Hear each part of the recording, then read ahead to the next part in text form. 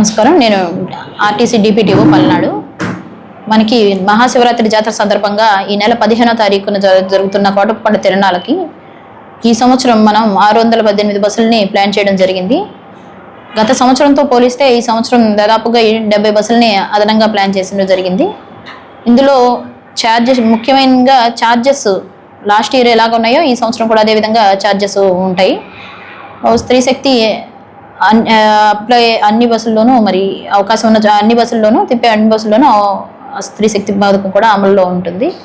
వాటితో పాటు last year మాదిరిగానే వినుకొండ, అద్దంకి, చీరాల, అలాగే చిలకలూరుపేట మరియు నర్సరావుపేట నుంచి కూడా క్షేత్రానికి బస్సులు నడపడం జరుగుతుంది. ముందు రోజు నుంచే నర్సరావుపేట నుంచి అలాగే చిలకలూరుపేట నుంచి 14వ తారీఖు నుంచే బస్సులు కొండ వరకు నడపడం జరుగుతుంది.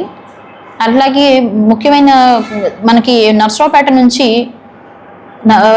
వరకు వెళ్ళేవాళ్ళు, కొండ దగ్గర నుంచి నర్సరావుపేట వరకు వెళ్ళే వాళ్ళ ప్యాసింజర్స్కి క్యాంపు పెట్రుపాలెం నుంచి కొండ వరకు ఉన్న మధ్యలో గల ప్లేస్లో మరి క్యాంప్ ఇవ్వడం జరిగింది.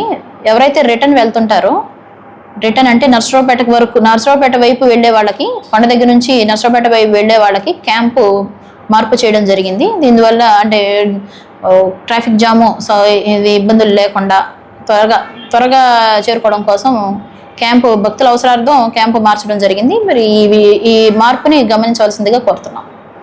ఈ ప్రయాణికులకు అవసరమైన సౌకర్యాలన్నీ కల్పించడం జరిగింది కాబట్టి ప్రయాణికులు ఈ సౌకర్యాన్ని వాడుకొని మరి తిరునాళ్ళని సక్సెస్ఫుల్ చేయవలసిందిగా కోరుతున్నాం.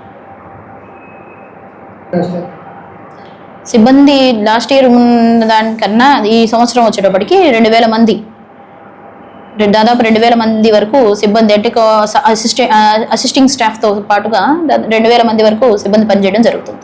లాస్ట్ ఇయర్ 1700 వరకు ఉన్నారు. ఈ సంవత్సరం మనకి 2000 అంచనాతో మనం ముందుకు వెళ్తున్నాం.